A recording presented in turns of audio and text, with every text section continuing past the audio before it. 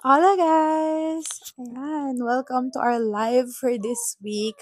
No, I've been 5 minutes a little late, but my dog, his birthday is this week, so I don't want him to whimper, but apparently he will whimper anyways kahit anong gawin ko. So definitely, ayun, welcome this week to our live. Let me just center the boards so everyone can read it. But yeah, definitely this has been a very eventful week.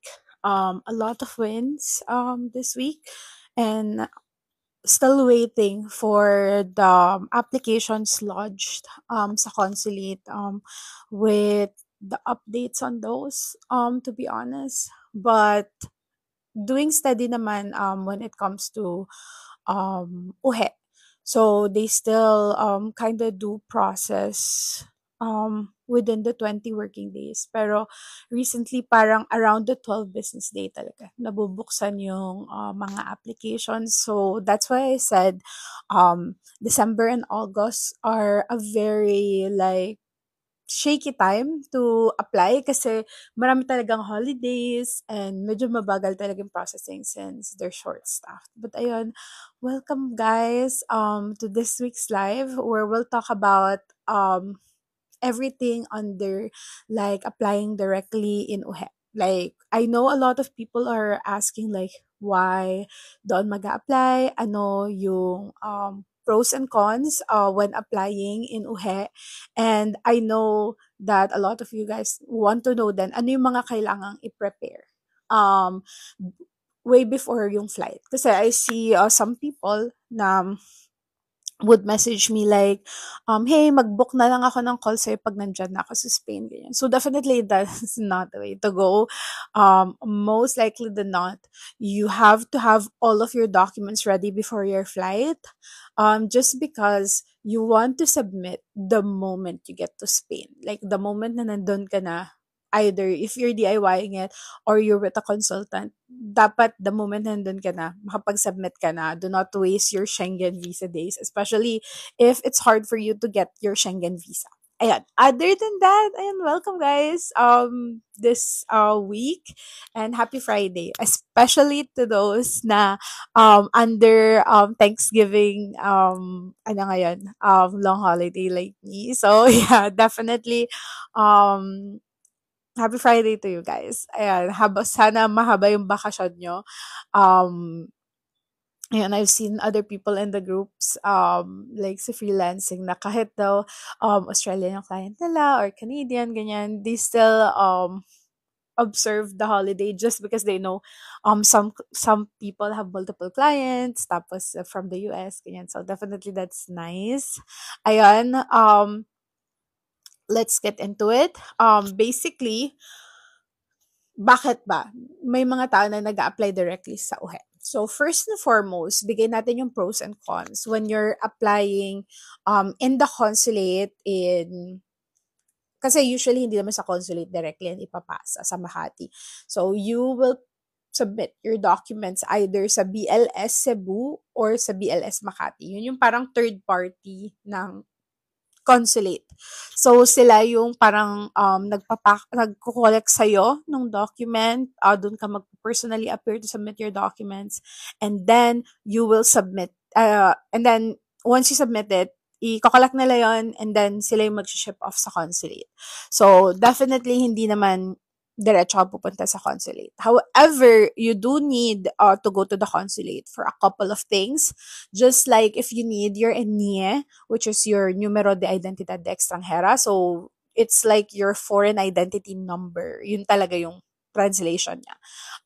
Basically, parang ano siya, yung parang passport residence number mo, ganyan. But as a foreigner in Spain. So, this number is really important. It doesn't expire. So, I would tell people kung kahit uhe ka or consulate, if magdi-DIY ka, you have to get this first. Ito yung unang-una mong kukunin when you are DIYing kasi most likely than not, hindi fixed yung time frame. Like right now, mabilis. Pero sometimes, mabagal yung pag-reply nila for an appointment, pagbigay nila nung NIE mismo, ganyan. So, definitely, I would suggest you guys na ito yung unang-una niyong kukunan when you're applying for the Spain Digital Nomad Visa.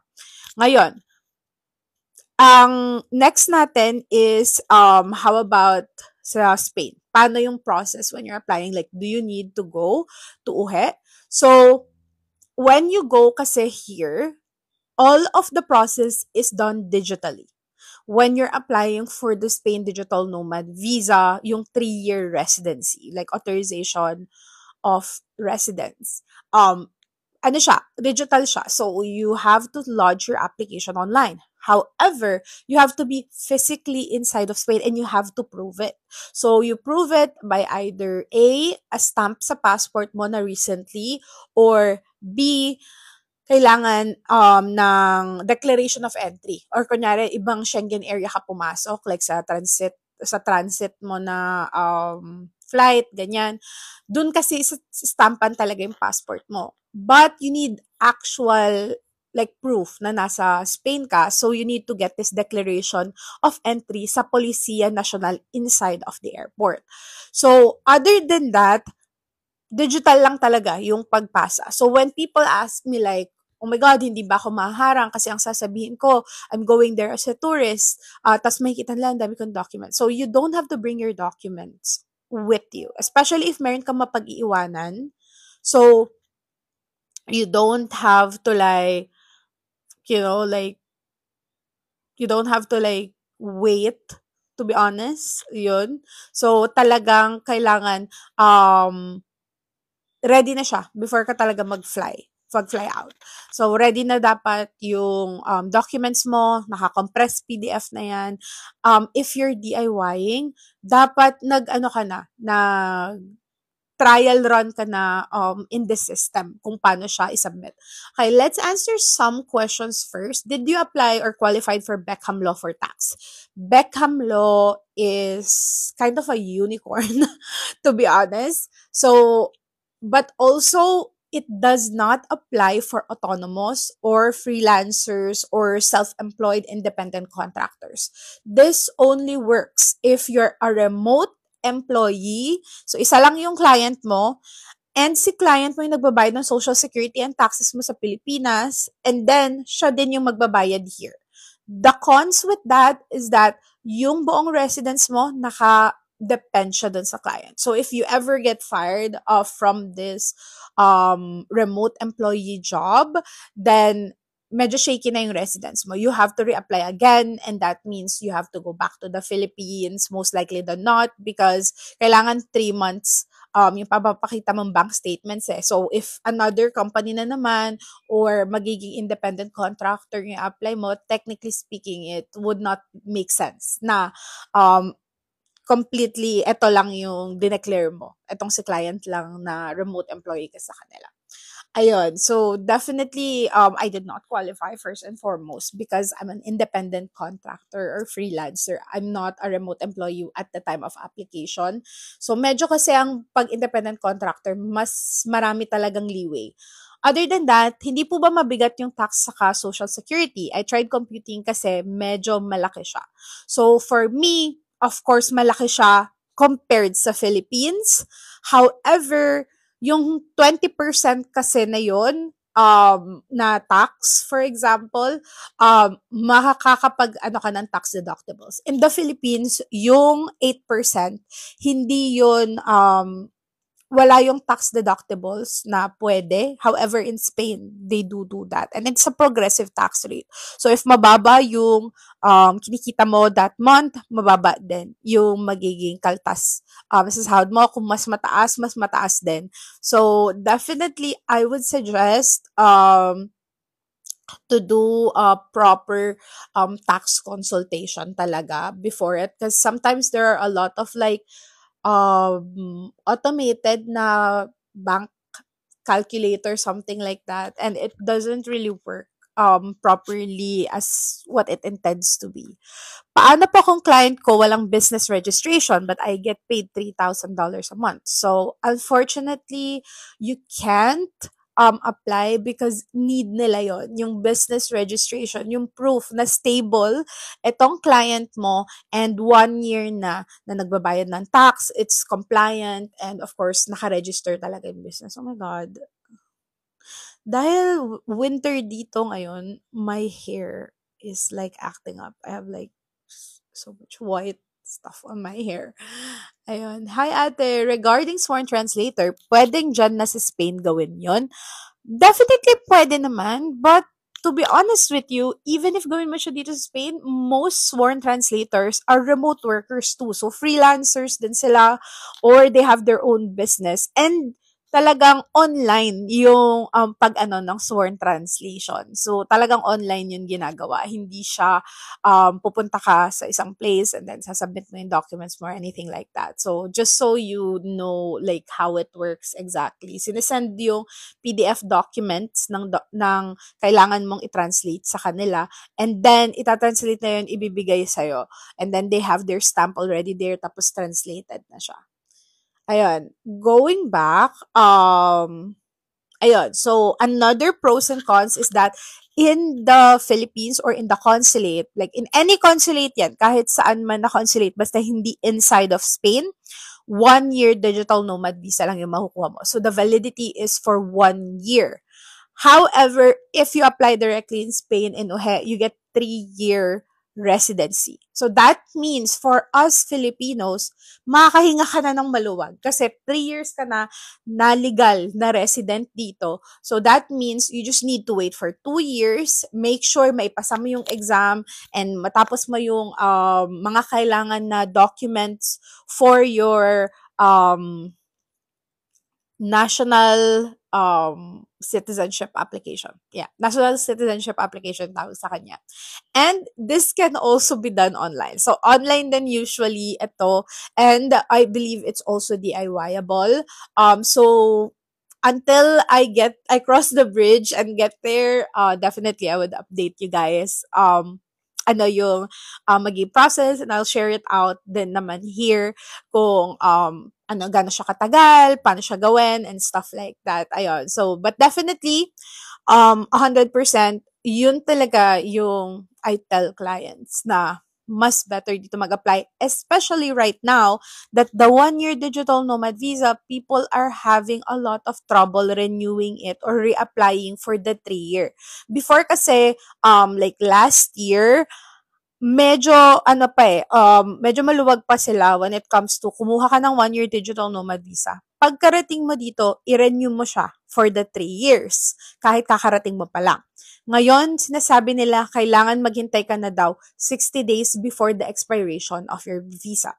Why is this not good? Or people are saying like, maghintay ka na lang, at least may legal ka naman dyan na residency and stuff. Because the 1 year digital nomad visa has a lot of caveats. First, it's not a residency, so hindi siya counted towards residency mo. So, you've been paying taxes, social security, ganyan, hindi naman siya counted yung time mo na yun, especially if you're not able to get your TA. Because most lawyers that I've talked to for the citizenship application, they all said, ang start ng counting ay when ka na-approve ni UHE, hindi yung kailan ka dumating dito with your 1 year digital nomad visa. So that's another con on like, of course, the consulate. However, there are a couple of course, pros when it comes to applying in the consulate. The first the first pro is that at least hindi ka muna magbebenta ng property or anything like that until alam mo na approve ka. So, at least, if marami kang ibebentang property and stuff like that, then you do it slowly but surely. I do this especially sa mga DIY, nagdi-DIY. I don't want you guys to risk it and then come here and then maybe Spain is not for you, you don't like living here, it's too much, ganyan.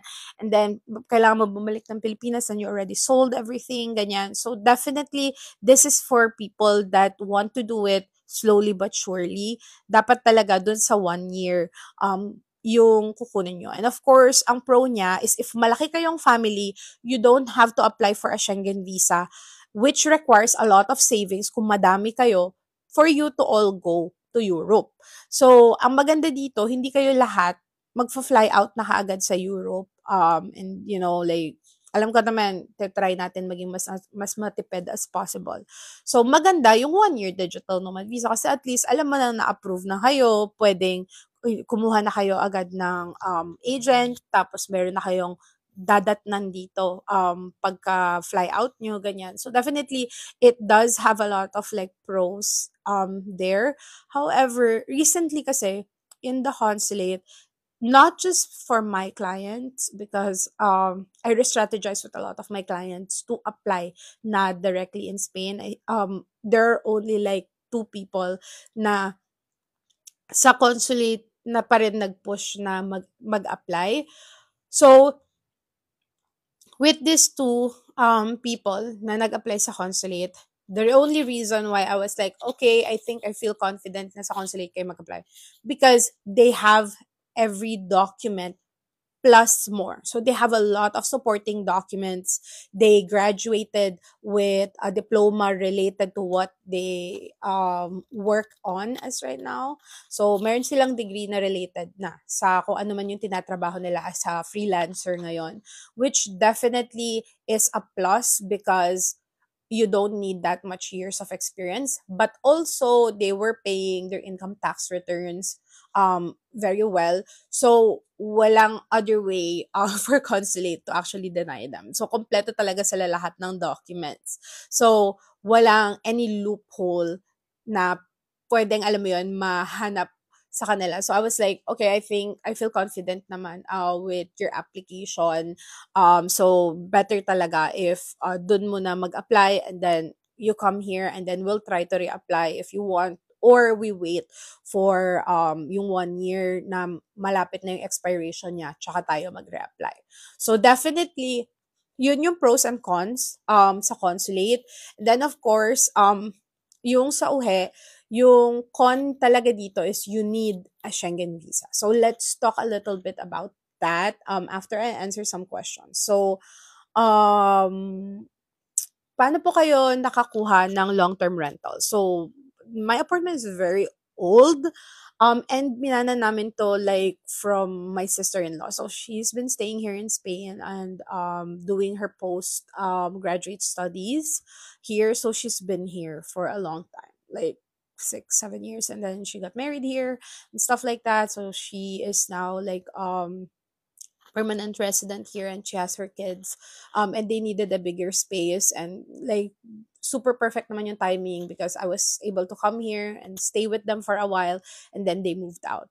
So, ayun siya. And then, not required ang medical sa Spain, no, compared to PH na need. Yeah, exactly. So, hindi required yung medical clearance or medical travel clearance, ganyan, if dito sa Spain mag apply. Yan. Okay. Let's see. Kasi I cannot see some of the comments. Okay. Ayan. Ma'am, what if business pa ni hubby ang employer ko?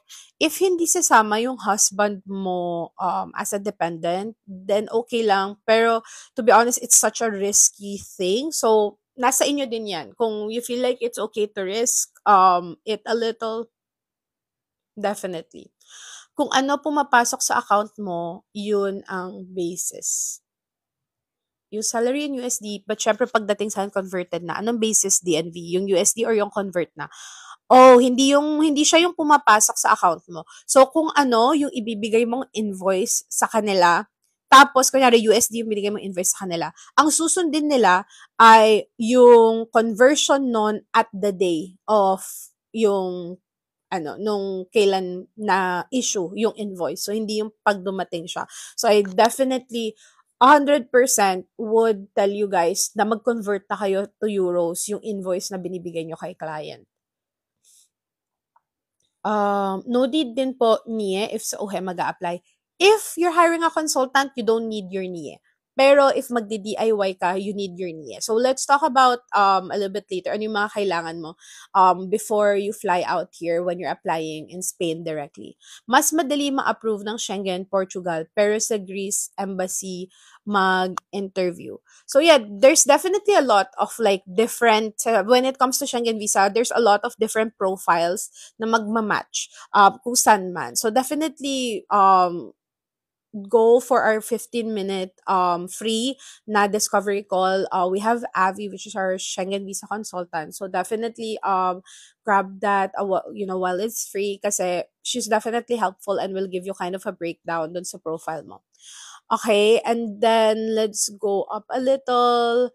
Are there instances ba or you had a client na not qualified yung monthly but if per annum abot naman?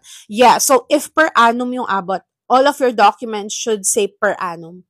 Especially if bi-weekly ka binabayaran kasi mas mataas yan, 'di ba? So definitely i-ano mo yung case mo that way. And that means 1 year dapat yung pakita mong bank statement as much as possible. But if recently ka lang na nakapasa, then that's also fine. But basta make sure na naka-per annum most of your documents. Like, for example, yung COE mo, yung ilalagay doon, naka-convert na din sa euros, ganon. Next is, what if pasok sa lahat ng requirements pero yung monthly sahod di abot sa 2,800 euros? So, that is very unfortunate, first and foremost. Pero, at the same time, yung 2,763 euros, if ang kulang mo is less than 200 euros, so let's say you're making maybe around 2,500 or 2,600 euros, you can supplement it with savings. How mo siya masusupplement with savings? You have to take kung magkano yung kulang times 36, which is yung month ng whole stay mo yun. So, parang times 3 years nung kulang mo. And then, yun, pwede mo siya talagang i-open. Ayun. Okay, I think we're fully like answered most of the stuff. Ayan. What if hindi pa ako nag-i-issue ng invoice, wala din payslip? So you have to start issuing invoices or they have to start giving you payslips. Ayun. Ma'am, for the 3 years experience, if 2016 to 2019 pa yung previous experience, included po yun sa 3 years. Yes, as long as you have substantiating proof na nag-work ka and then kunyari nag-stop ka ng work for 2020 to ganito, ganyan. So you have to also explain why. Yun. Ma'am, pwede ba magpa-help sa'yo from start to end and how much for my agency ka po alam? So, I do have my own agency but I only take a limited amount of clients. But definitely, we have free consultation calls that anyone can get. We have fully booked slots though, I think until December. But I open new slots just like the other day. So definitely, I think there should be slots there for December pa din. So yeah, you can book it. You have to answer a pre-qualification quiz. So may sasagutan kang quiz doon. So I can review your profile before the call. And then during the call, ang iisa-isahin natin is yung qualifications mo, paano yung process and timeline. So, paano pag DIY ka, pag consultant ka, paano yung magiging process niya. And then, if you have any other questions about life here in Spain, taxes and stuff like that, I also answer that. So, it is a 30-minute call though, and 100% I would ask you to confirm a day before just because lately I've had a lot of like cancellations. All of a sudden, like walang pasabi and stuff like that. And that's definitely disheartening kasi I block out that time, for you guys, for the free consultation call. And I don't want to like remove it. Magbayad na lang kasi sayang oras ko or whatever. So I don't want to do that. So now, what we're gonna do is a day before you will receive a nudge. And if nag-confirm ka with that nudge, then definitely hindi ika-cancel yung appointment mo. But if you didn't, we'll have to like cancel your appointment and give it to like someone na maybe a day before, ganyan, randomly selected individual na pwedeng i-reschedule around that time para din yung mga medyo malayo pa, ma-accommodate din sila. Ayun, kasya po ba 400K panimula sa Spain for couple? Di pa bayad yung 1 month deposit and advance? Yes, but depending. Depending kung gaano kayo kagastos, depending kung saan kayo titira. It's not gonna be enough if you are planning to go in Barcelona, Madrid, because it will, yung probably yung one bedroom dito will start comfortably around 1,000 euros pataas yung one bedroom. So, hindi magiging enough talaga yung 400K. So, what I would suggest is medyo taasan mo pa yung savings mo. But definitely nung ako, when I moved here, it only like mga in total mga 150K lang yung after ano na to after like flight. So, mga 150K lang yung total like nagastos ko. Are wise statement, contract and COE enough as proof of income? Most likely than not, yes. But of course, you need your invoices as well. So I do have the DIY guide. So I improved the DIY guide. So now it's a little bit more less of me writing it on top of my head. And now it's kind of more organized. We put it in a interactable PDF. But definitely go to the website so you can receive access to that. And I also will be posting it after this live, yung link here on TikTok and yung sa Linktree ko. Definitely I'll update it. So make sure you guys follow para mabalikan nyo siya and you'll get access to that naman. And it's definitely one of the passion projects I've been doing for a while. So definitely would see na ito yung mas helpful for the general public.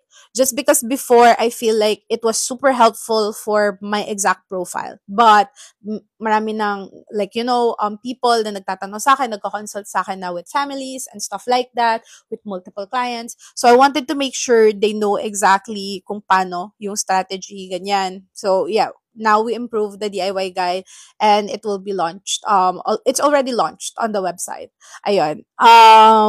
Any recommendations po maliban sa Instituto Cervantes like online learning Spanish? What I 100% would tell you is that kailangan yung sa online, yung bago ka mag-enroll, basically, online man yan or sa Instituto Cervantes, I would definitely suggest before ka pa dumating dito, pagka-lodge mo ng application mo, let's say, para alam mo na wala kang ginagawa, ganyan. Start learning some Spanish. Get comfortable like speaking it, trying like to go to Discord or alam mo yun, if you have your partner with you, it's best to like practice with them, ganyan. Definitely yun yung way to go. To get or reach at least A1 level wherein matutunugan mo. Like, yung matutunugan mo, bad ba tong conversation? Sinisigawan na ba ako? Or like, minumura na ba ako? Alam mo yun? Para at least pagkarating mo dito, medyo may kind of an idea ka na how to navigate at least easily social situations. And then, pag mga nasa A2 level ka na ng pagsa-self-study, then yeah, definitely, tsaka ka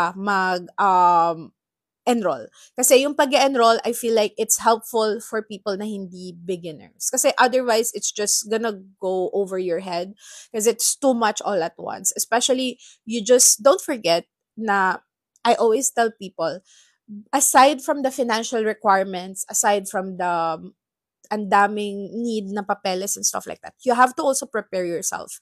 Not just financially and stuff like that, but also emotionally, mentally. It's gonna be an exhausting couple of months, especially if you're DIYing. I knew it was for me, so I'm telling you guys as your ate, proverbial ate. I just want to tell you guys, it's gonna be a lot emotionally. You're gonna miss your family, you're gonna miss your friends, ganyan. So definitely it also is good to have something your mind is doing while waiting or while you just came here. So it's definitely good to keep yourself busy talaga. But yeah, I see some question here. Hi, I just got denied a few months ago sa Philippines. When is the best time to reapply? So, wala naman talagang waiting period. So, definitely pwede ka nang agad mag-reapply. Wala namang problema. Kasi I also have doon sa packages ko like some people that got denied or kunyari nakakuha na sila ng 1-year digital nomad visa, but most likely mga people na deny either with DIYing it or they hired another consultant, they do come in for a free consultation call to see ano yung pwedeng i-restrategize and stuff like that. And then, if, okay, parang hindi ko to carry since they're gonna be dealing with their Schengen visa and stuff like that, they do ask for help from me. So, ang napapansin ko is that most likely than not, either my main fatal flaw na na-miss sila with their qualifications, or may something lang na hindi nila na-present ng maayos. So definitely do not get disheartened. It happens. Like, you will see a lot of positive stories, but that's also why I share yung mga malulungkot na story na, oh my God, hinanapan dalawang client ko ng ITR. So now we have to re-strategize and stuff like that. So definitely do not get disheartened. Ayun, for no ITR po, for digital nomad, if wala kayong income tax return presently, what I would suggest is to apply directly in Spain. Ngayon, yung mga nagsasabi na tao, like I said, balik tayo on topic kasi ang daming questions pumasok kanina. So, you need about three things besides yung sa application, yung pagproblema mo sa application documents mo when you're applying here in Spain, if you are DIYing it. First, you need your Schengen visa. So, Schengen visa can be tourist, can be visit visa, but anything that makes you legally stay here, then yeah, definitely kailangan mo yon. Second is you need ang tawag dito. Thank you so much, Cosmic Latte. You need NIE. Kasi nagdi-DIY ka, so pagbabayad mo ng tax, pag-process mo and everything, kailangan mo talaga ng NIE or yung Numero de Identidad de Extranjera, which is basically your foreign identity number. After mo makuha yung NIE, now you have to get your Certificado Digital. So ito yung digital certificate, basically. So ito is para siyang, isipin mo yung pag mag-aano ka for DFA or mag-aano ka for NBI. Yung kailangan mo pa ilagay yung email mo, password mo, kailangan pa ng OTP and stuff like that just to access their site. Here in Spain, they had a catch-all for this problem na nakakalimutan yung password, hindi ma-open yung SSS, hindi ma-open yung PhilHealth, mga ganyan. And what they did is that itong digital certificate na to, which is kind of like a .p12 file, parang ano siya, it opens or unlocks a lot of governmental website, including yung website where you need to apply. So all of that is also on the DIY guide din naman. Ayun. Certificate of good standing will be hard copy from Secretary of State.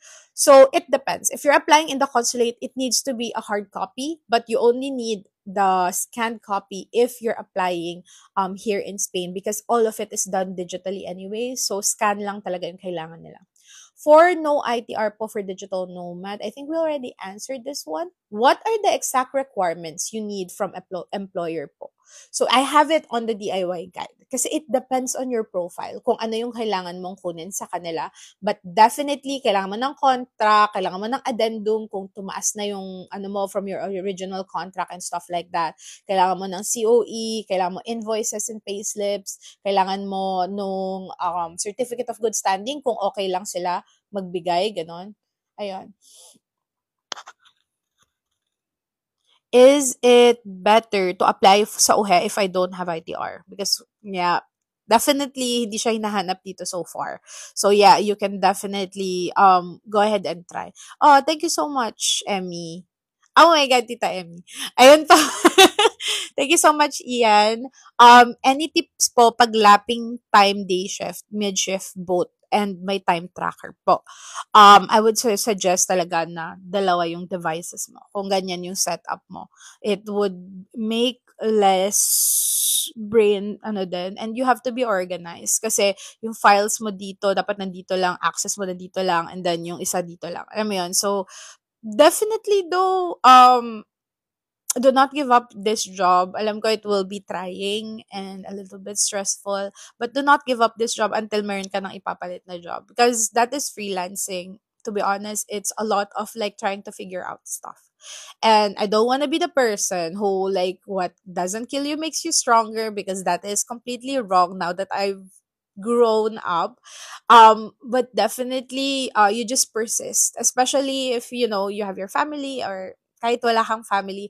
It's just a lot of persistence when it comes to freelancing. A lot of like pag alam mo yon, pag make sure na you understand stuff. Ayun.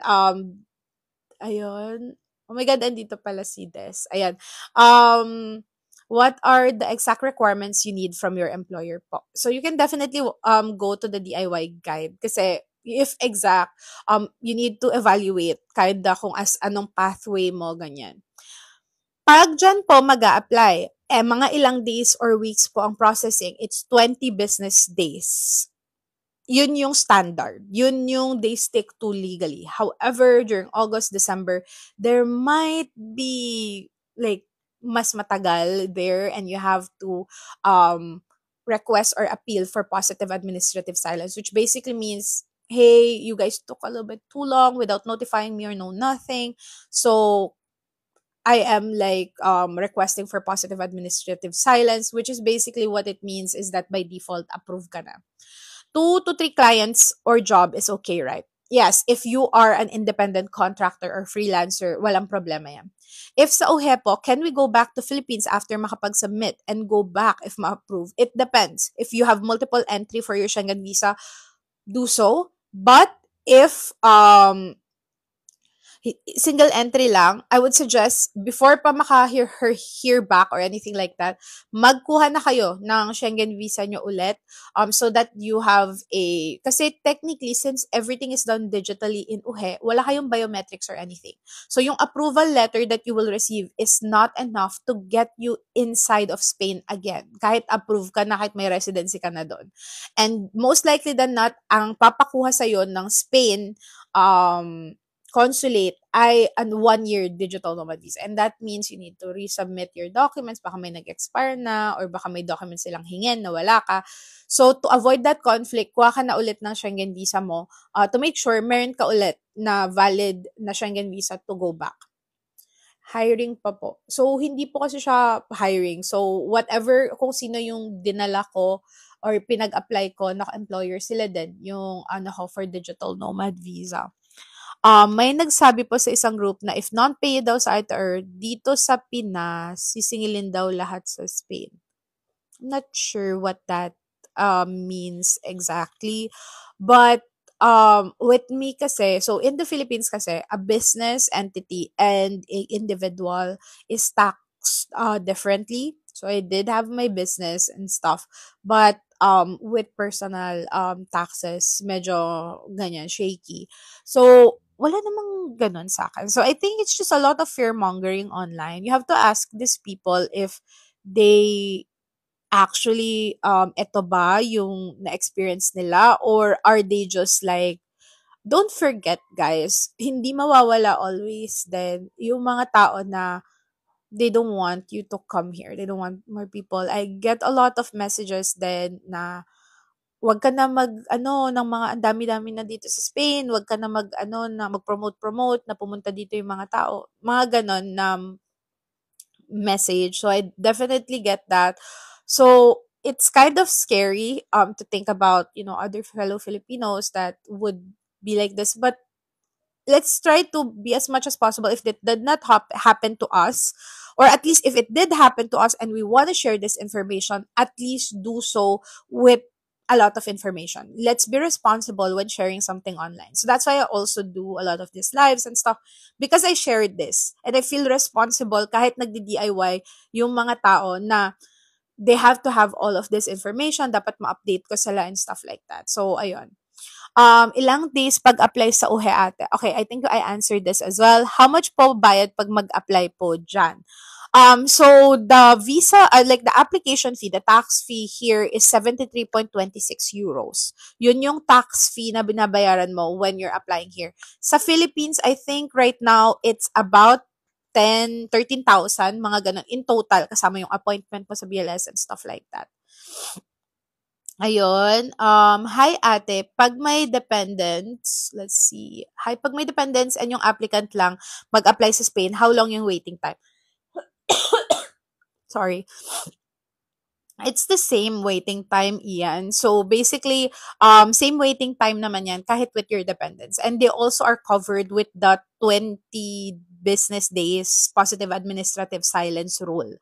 So yan, definitely, hindi ka naman magkakaroon ng problema in that case. So pwedeng ikaw lang yung pumunta and sumunod na lang yung dependents mo. However, they need to get the 1-year digital nomad visa. So after mo makuha yung 3-year resolution for them, send mo yun sa kanila, kailangan nila yung dalhin and i-attach kasama yung mga document requirements for them.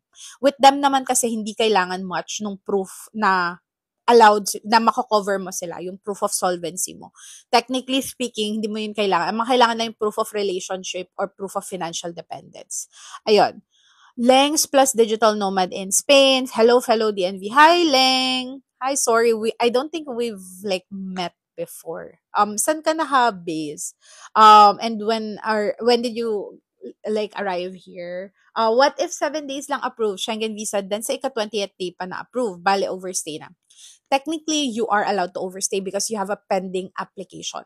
However, if you think you have shaky chances na baka ma-deny ka, I would definitely suggest for you to go back to the Philippines and then at least makakuha ka ulit ng Schengen visa, wala kang problem sa pag-overstay. Thank you po, Ate Alex. Oh, thank you so much. You know, people rarely say thank you. I feel like I'm just getting milked out of answering questions. But thank you so much, Melly. That means a lot.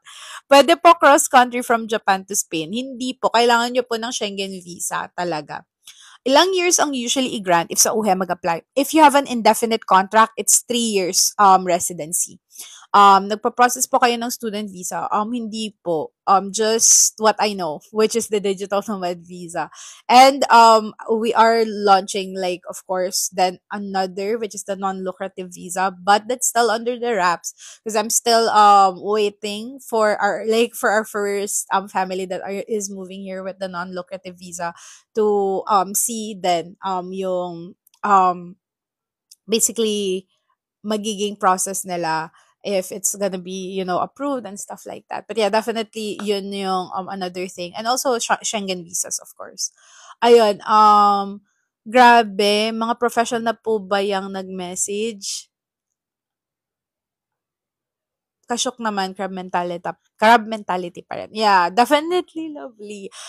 It is a little bit jarring, but also I feel like, okay, I share my stuff online, so I get it. People will have different opinions with different things.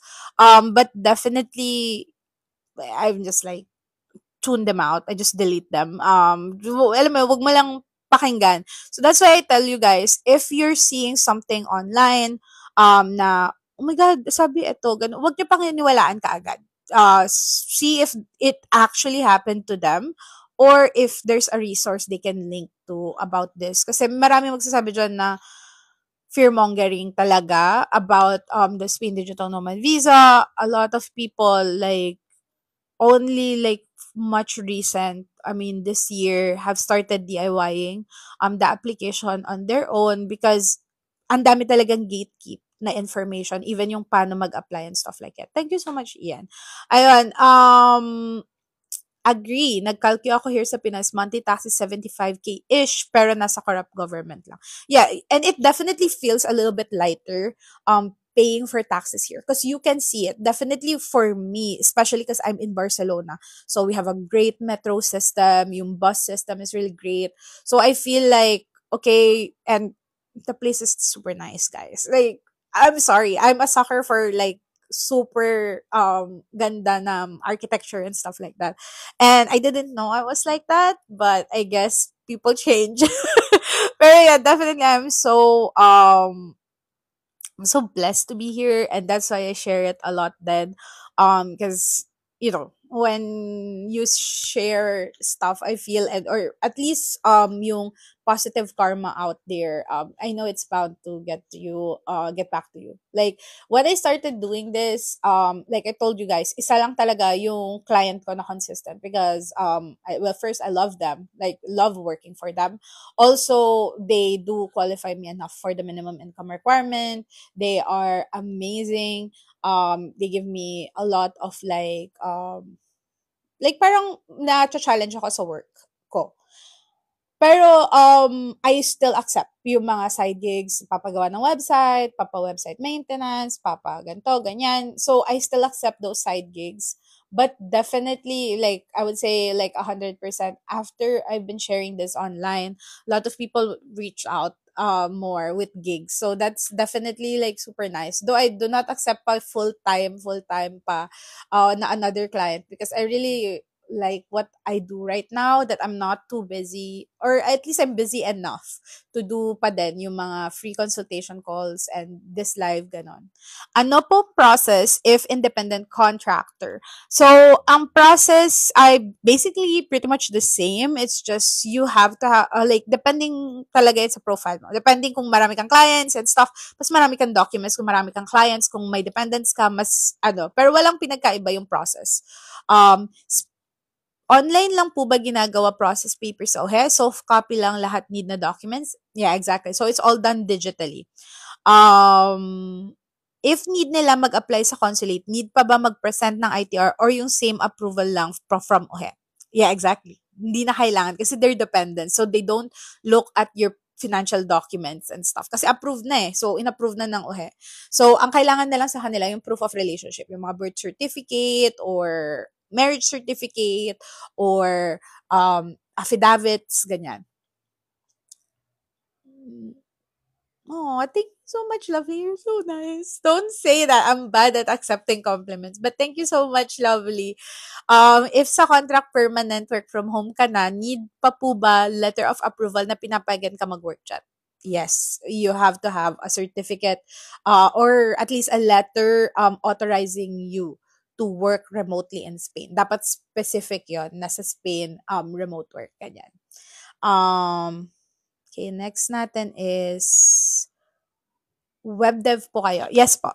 May client na po ba kayo na di natuloy for Nomad kasi di pinayagan ng client nila mismo due to time zone? Well, if you're an independent contractor, like, they don't really have much hold for you for that because you work independently. But 100%, I understand. Pero usually kasi, I ask clients muna to ask their employers first to so dun sa free consultation call, I already give you all the stuff that you need. If magdi-DIY kayo. Nasa inyo na lang yan kung gusto niyo mag-DIY. Wala akong gine-gatekeep, girls. Like, kung gusto niyo mag-DIY, go, ito yung process step by step. I will answer the questions. Of course, hindi ko bibigay yung mga templates or anything like that because I don't even like use the templates itself. I still do those templates mas specific. So definitely dun sa call na yon, I will already ask you, natanong mo na yung client mo and stuff, and usually tinatanong ano yung next steps. So I would tell them, okay, itanong mo muna yung client mo kung go sila, edi go, tsaka mo ako i-update. But other than that, unless it's like, okay, you give the go ahead na, okay, let's start gathering documents, ganyan.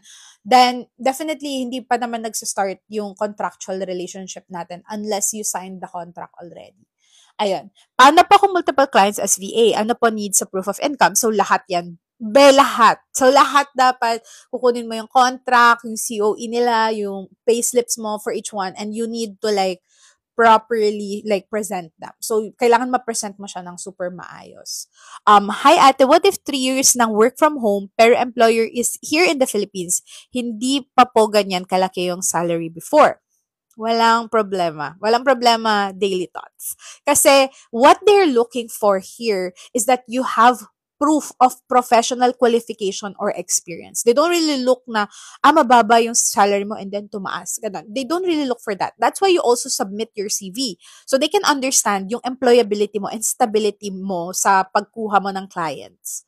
So, if approved na po ang from UHE, then I will apply for my dependents. Di na nila titignan ang income. If you already have the approval from UHE, ikaw mismo, and then in-apply mo si dependent dito rin sa UHE, definitely hindi na nila titignan yung sa income. Ano mo, what I just submit is also like proof of savings. Just so makita nila na, yeah, ito yung savings namin, we can move to Spain na as a family. Ayun. Ilang client po kayo to reach 200K? I only have like one client, actually. Kasi I'm in the tech industry, so we are getting paid significantly higher than, customer service or something like that. But definitely I've seen a lot of my clients kasi how many clients do I have did I have na in total is about 70 something. So I think before when I was counting kina-count ko talaga. So I feel like it's so like, oh my God, they trusted me, ganyan. And of course, when they already moved here, like that really is like a good feat. But I think the last time it was like about 77. But yeah, I've seen a lot from different industries. Financial industry, meron din sa real estate, meron din sa, of course, medical VA industry. So, talagang, I think it's really possible. And if ang dami na namin dito, di ba? I think it is really possible for you guys. Maybe ito na yung sign na mag-ask kayo for a raise or like get actually paid what you're worth. Alam mo yun? But definitely, like I said, it didn't start like there. Like it took me a while before I reached the minimum income requirement. I've been working as a freelancer magsa 7 years na. So it didn't definitely start with that rate. Ayun. Pwede na ba mag-avail ng services kahit March po plan mag-start ng process? Definitely, if I have an open slot, I can accommodate you. So usually what I tell people is 2 to 3 months before your application, dapat mag-start ka na mag-gather ng DNV documents mo. And then, 4 to 5 months before your application, dapat nakapag-apply ka na for your Schengen visa.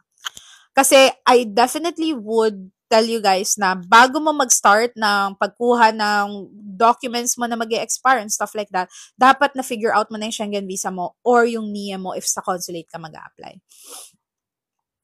What's your industry? I'm in the web dev industry. Mayan. You like ganyan din yung name ng friend ko.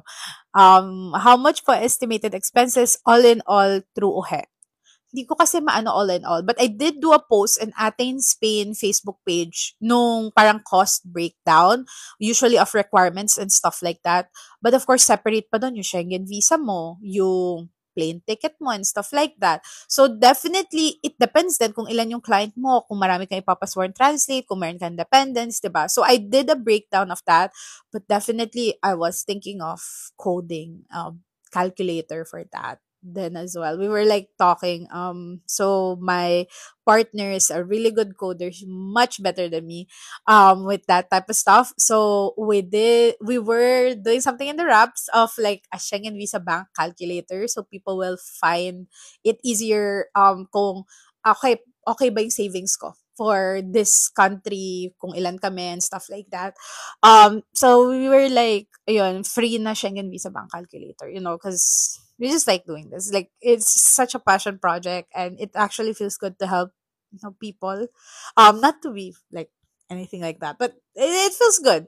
And definitely, ang inaano namin is possibly maggawa din ng kind of that. It's just ang hirap niya isipin how to like break it down. And of course, it might not be completely accurate then because government fees go up from time to time and stuff like that. If hindi po abot yung minimum income, kulang ng around 700 euros. Paano po yun? You unfortunately, either have to get, I know it's easier said than done. So I'm not saying this just to brush you off, Lorena, but definitely kailangan mo either to find a client or ask for a raise so that you meet the minimum income requirement, especially since you are flying with a dependent, right? So I would much 100% na sabihin sa'yo, for real, it's better to reach the minimum income requirement and not tapalan siya ng savings, especially if dito ka sa uhe. It's a lot of risk already yung pagtapal ng savings. So, we've only tried this for a couple of people na applied here in uhe. So, definitely, I would say na i-reach mo talaga yung minimum income requirement. Para din, comfortable setting ka dun sa minimum income requirement. You know that baka bubuhay talaga kayo dito. What are your thoughts on solo living there as a digital nomad? Thanks, ate. I'm not sure if I'm like completely qualified for this because my partner does visit me a lot and I do visit him too a lot. So it's rare. Parang it's rare to live here. It's rare that I live here alone. And sometimes clients come visit me, ganyan. And I visit my friends. So very ano ko eh. When I came here, to be honest with you guys, that was one of the things I struggled with. Kasi nung pandemic, I think yung extroverted side ko, medyo nabasag. Alam mo yun? Parang nawala talaga siya after nung pandemic. And then, it was really hard for me to be in social situations ulit, ganyan. I am a little bit of a people pleaser. So, like, alam mo yun, meron akong mga ganun in social situations. And it's hard for me to, like, approach people unless they approach me. And of course, why would they approach me? I can't even speak Spanish. Kasi when I arrived here, I didn't know a lick of Spanish at all. So, it was hard to, like, make friends and stuff like that. And definitely, it helped that my sister-in-law is here, but also it helps to create a community. So that's why we like in the group. I have meron tayong group chat sa Messenger for people na nagdi-DIY. May group chat din tayo sa WhatsApp. May group chat tayo pag ano ka na, like living here as a digital nomad. Definitely it's a lot of kailangan mo to do something. It does not like fall in your lap. It's something that you need to work on. Kailangan mo na okay, kilalabas ako today. I'll talk to one person and alam mo yun yung quota ko today. Kailangan mo talaga maging extroverted. I feel just because for me it was easy kasi I live nearby. Like I lived with my family 6 months before ako umalis kasi I had to let go of my contract in Los Baños, and I've been there for almost 5 years since start ako ng university. So ayun, when I moved back near my mom, we lived together and my cousins were there. It was like a great time. I still get sad. Thinking about like I should have moved here sooner, like that type of thing. Pero definitely, I will tell you na kakayanin mo naman. Like it's just a lot of effort on your side. Kailangan mo talagang mag-effort. Ano po need na docs if unmarried couple? Well, I do also have that on the DIY guide. But definitely, what I would say is depende siya. If straight kayo na unmarried couple, medyo it does not make sense that much. Pero it can be done. However, if LGBTQ kayo, it's just easier to be honest to get married in the online marriage certificate in Utah. Ayun. How long did it take for you to learn Spanish? Well, I'm still learning, first and foremost. And to be honest, like, I would say comfortably, I think I can reach A2 level around maybe a year from living here or a year and a little bit. But definitely, ang gusto ko kasing i-take na exam is B1. Just so I can improve my Spanish and to challenge myself. And I feel like pag walang pressure, baka hindi ko, baka hindi ako focused. Especially because I have US clients, so I speak English all the time. I speak English with my partner because he's a different nationality. So, alam mo yun, like, I feel like I need to really like force myself to learn Spanish. Kayo po ba bahala maghanap ng house once ma-approve kayo papuntang Spain? Oh, no po. So, I do not do that. So, you either hire an agent or I'll give you yung post-approval guide. Basically, nandun yung links on like, ano yung mga idealista, spot home, ganyan. May idea po ba kayo regarding student visa sa Spain? I do have an idea, but definitely follow other content creators that do have student visas. Because like I said, you cannot trust everything in the internet. So it's much better if someone na went through this and they have your good intentions. Like they're not getting anything by teaching you how to do it. Ayun. Thanks for sharing your thoughts on that ate. Nakaka-motivate. Oh, thank you so much. Thank you, Alex. 70K na lang need ko to meet the monthly requirement para masama jowa. Konti na lang yan. And definitely, meron ka ng upper hand sa jowa mo every time mag-away kayo. Charis. cancel ko yung TM mo eh. Definitely, konti na lang yan. Depending din sa industry mo. Pero definitely, I've seen clients na ano sila sa akin, 30-minute consultation na yung for free. I said like a month, 2 months ago. And then, sobrang happy ko to like, they would message me back after a month or two. Ate, nakahanap na ako ng client. 1 month na ako sa kanya. So, I think ready na tayo mag-start with the documents and stuff like that. Kasi like I said, it takes 2 to 3 months lang naman yung pag-gather ng documents. So, perfectly timed na 3 months na siya dun sa client. Tapos mag apply na kami. So, it's definitely good. Ayun. But definitely, guys, I would 100%, sabi ko sa inyo, it's best to really prepare beforehand because it is DIYable. Doable talaga siya. You have the DIY guide on there. You have me if you do the free 30-minute consultation just to make sure wala kang misconstrue na information and stuff like that. And that's why even though madami nagsasabi na like i-English mo yung stuff, and I will probably because I've been doing consultations now for other nationalities then, but I feel like it's just Tagalog is much more easier to digest, and I feel like this is also my way of tara na guys. Charis. Tara na guys. And ayun, for me then kasi I rarely speak Tagalog.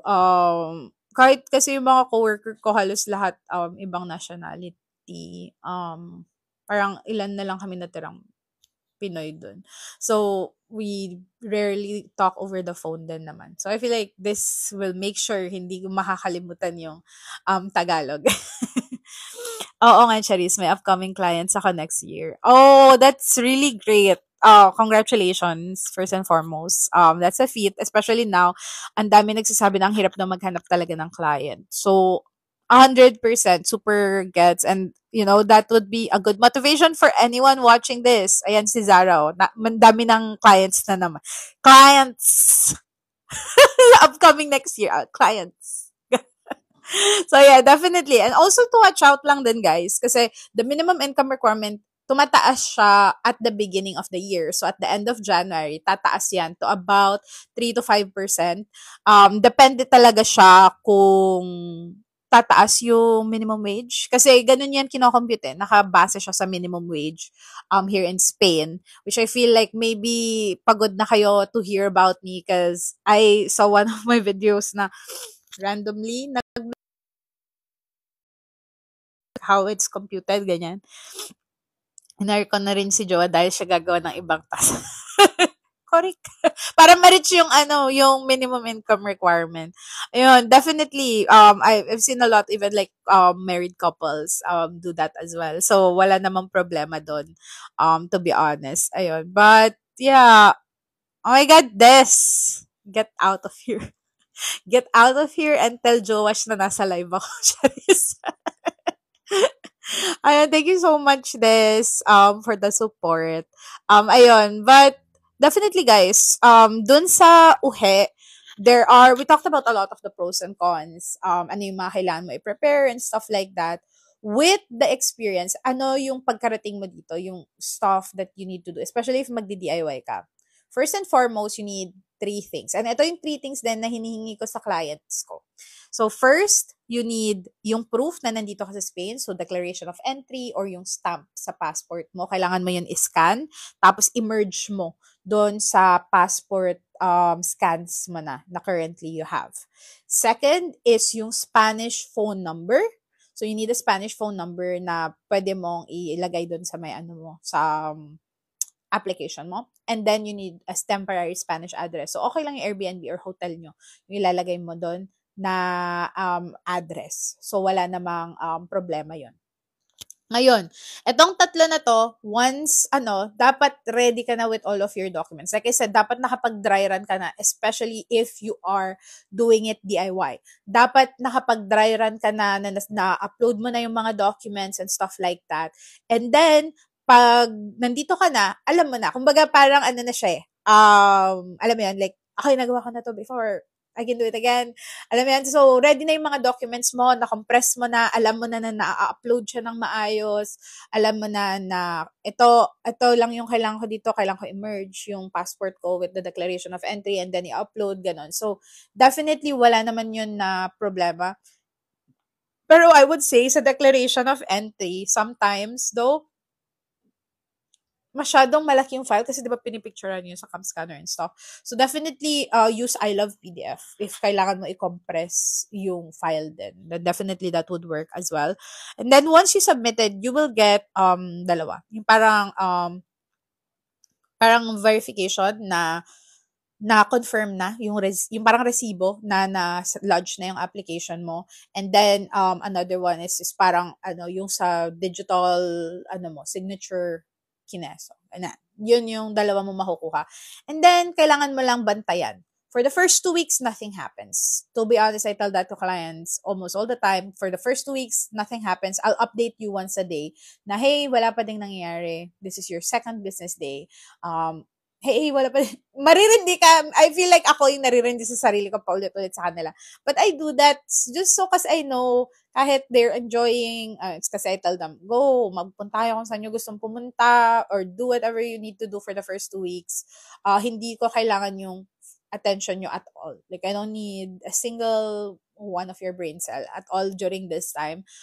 Go lang. Do whatever you want to do. Mag-update lang ako dito. You don't even have to open it. I'm just gonna update it here sa WhatsApp natin. Kasi WhatsApp yung main mode of communication ko. Kasi I feel like it's more personal, yung back and forth, instead of email, ganyan. I hate emails eh. So, sa work nga, hindi kami nag-email eh. So, ayun. So, I feel like having that is much easier.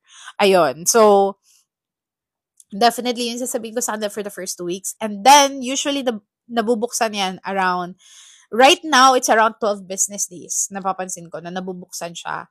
And then, you have to wait. Doon ko na twice a day chine-check kung may additional requirement request or kung na-approve sila and stuff. But definitely, kailangan mo i-check yon from time to time talaga on your end. Ayun. Pwede po ba bumili bahay dyan kahit hindi pa PR or citizen? With the digital nomad visa, yeah. Kasi resident ka na eh. So yeah, definitely you can apply and get a property here. Hi, what is your niche? I'm a web developer po. So I do a lot of website maintenance, a little bit of app development, but I'm not completely good at it yet. But definitely designing websites and stuff like that, or just making dreams happen. Oh, dreams happen. Ayun yung ginagawa ko. Ayun, but definitely, ayun guys, like I said, I've had more than like 70 clients na, and all of them come from different niches talaga. So, I would say most niches do qualify naman. Kahit mga executive assistant, ganyan. I have like a client na sobrang galing niyang executive assistant. Like, ang dami niyang clients, pero tatlo lang yung ginamit namin to apply. Kasi meron siyang dependents eh. So, yun, sobrang galing niya. Like, so wow. Ganun. Would I have a chance po kaya in working there? I graduated BSc English and attained a C1 Spanish. Definitely follow Farah in Spain. I do follow her, so you can look at the people I follow. Kasi she came here, I think, with a auxiliar visa, so I think you might be more in line with that. How much po estimated gastos sa house, utilities? I did posted yung breakdown ng cost of living namin here with food and stuff like that. Parang same lang siya if you're living in Manila. To be honest, we do 25 to 30 euros per day kasi dalawa kami. Kung dalawa kami. But it's definitely significantly lower than that pag mag-isa lang ako.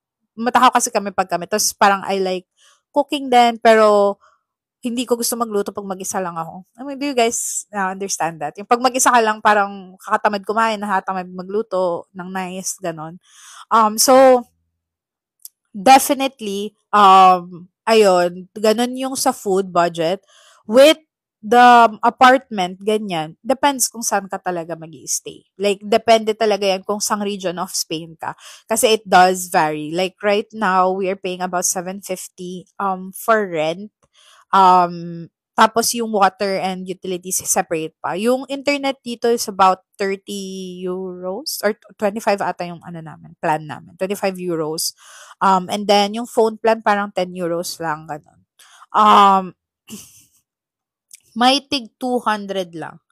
200 na ano 'to, sorry, I definitely blocked out kung ano yung tig 200 lang. 200 na house, gano'n ba? How much is required salary to qualify for DNB? So I do have it here. So the minimum income requirement for a single person is 2,763.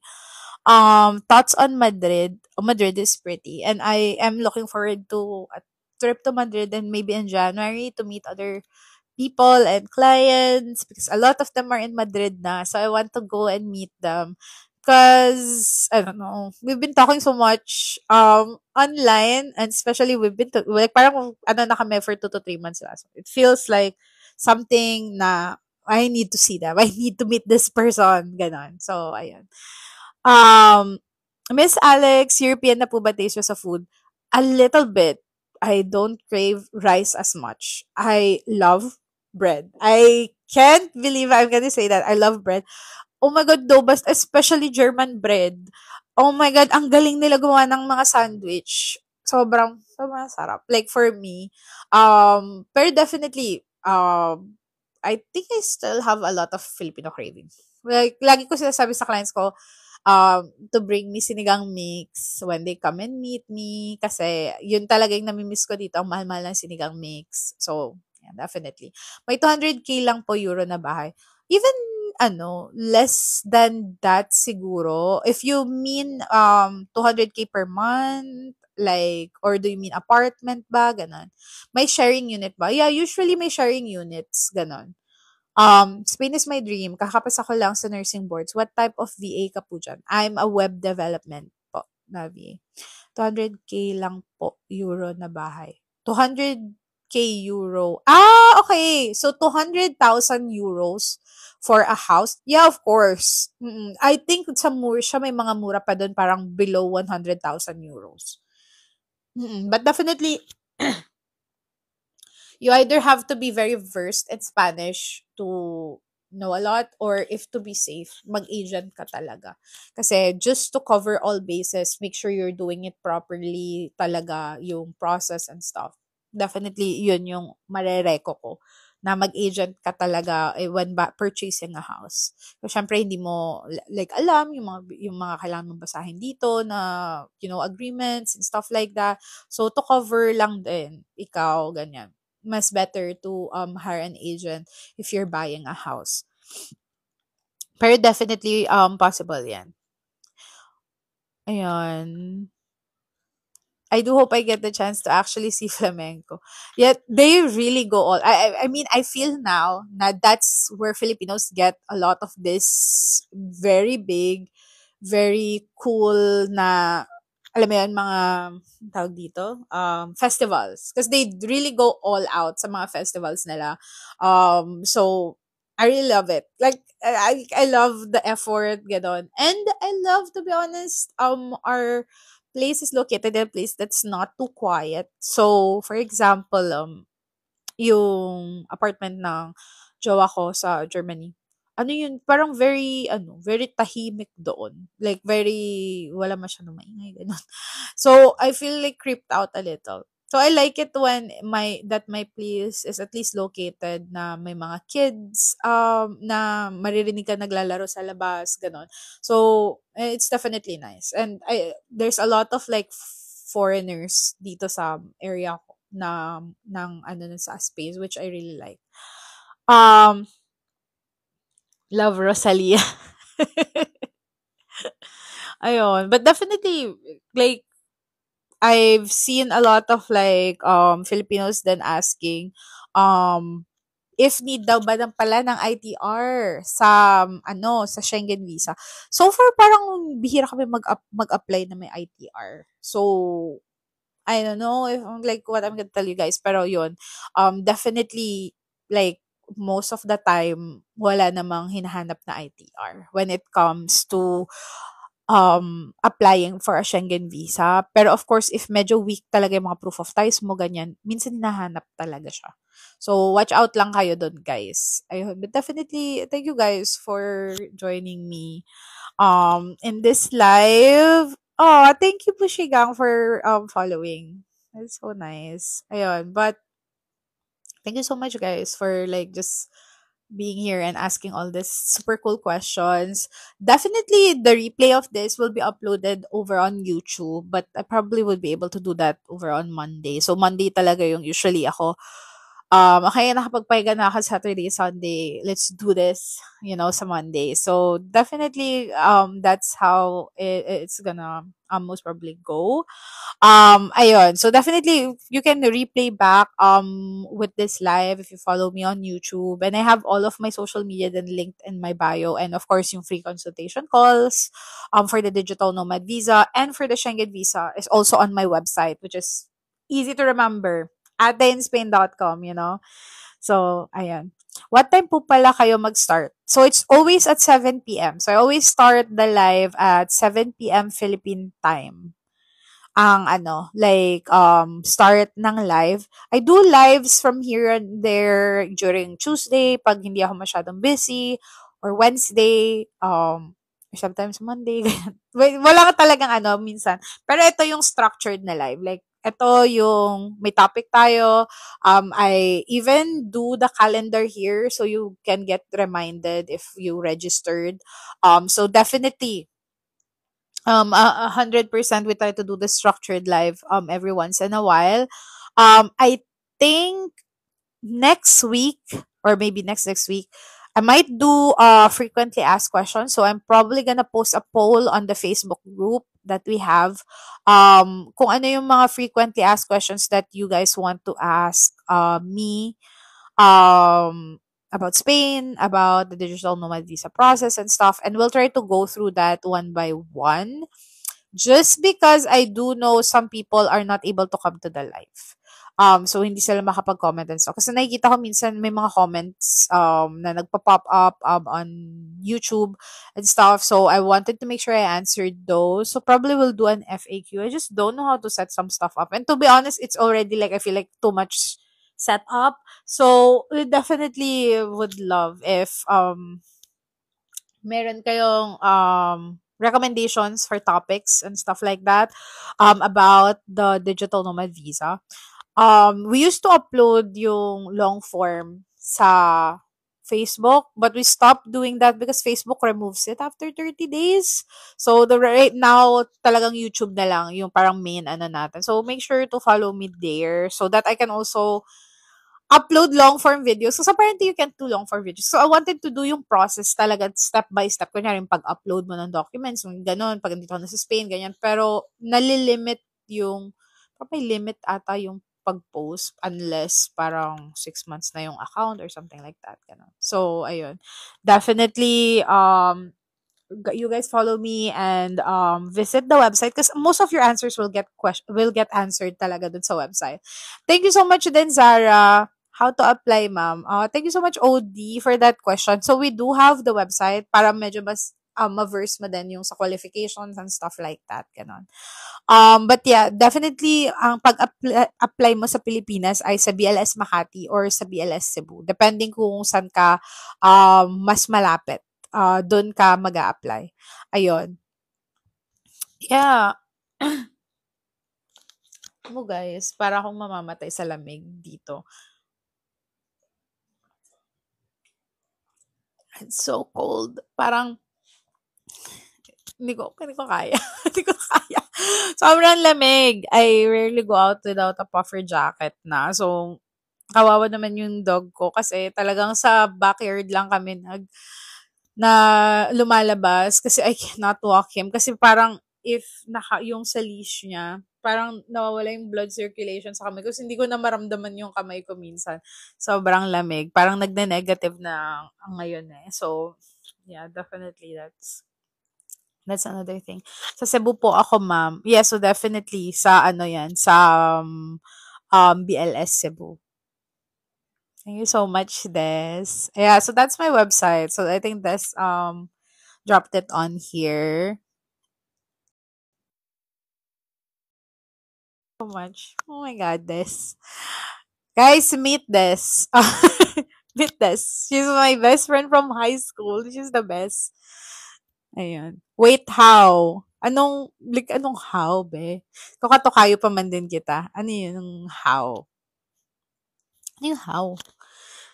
I-kompleto mo, te. Hintayin kita. Hindi ko papatayin yung live hanggat hindi mo na type yung question mo fully. Walang problema. Yeah, but definitely we're talking about the Spain Digital Nomad Visa. So it's a visa for freelancers, for remote employees, ganon. Definitely.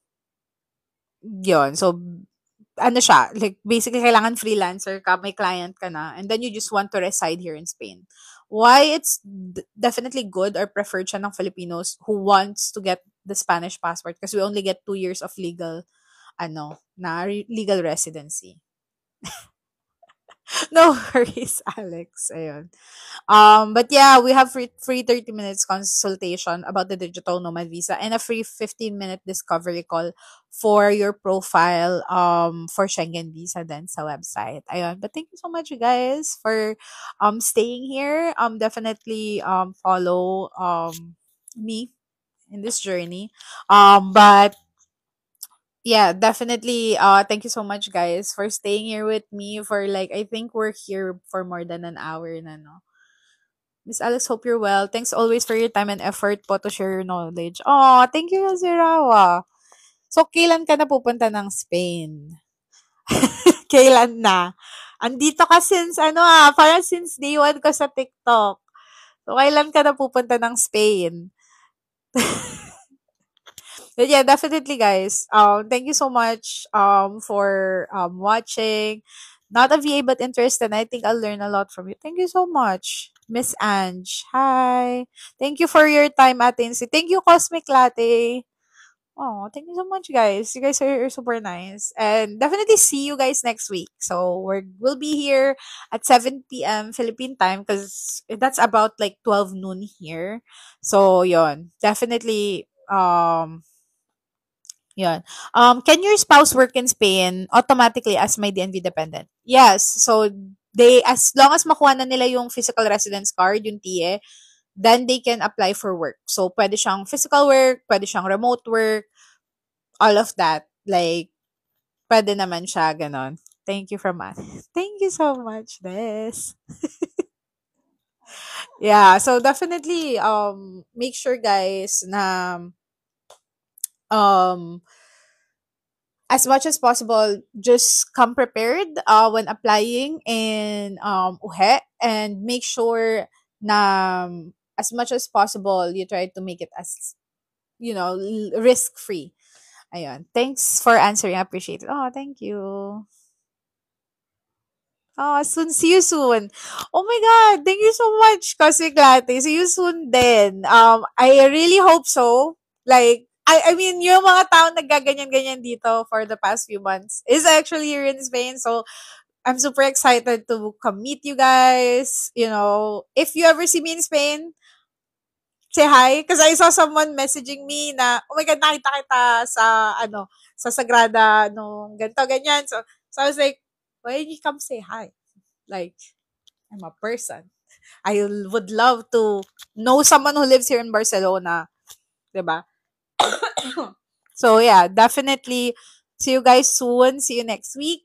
Thank you so much for watching and I hope na-answer ko lahat ng questions nyo. If you have any other questions, please leave them on any of my videos. I'll try to make a video out of it. And actually, that's what I'm gonna do after this. I'll try to film a couple of like mag-answer ng questions. But yeah, thank you so much for watching, guys, and have a great rest of your long weekend, especially sa mga US yung clients. And hope you guys get very good clients. Alam nyo na, Q4 na. So, marami ng hiring ngayon. So, ayun. Thank you so much, guys, for watching. Ciao!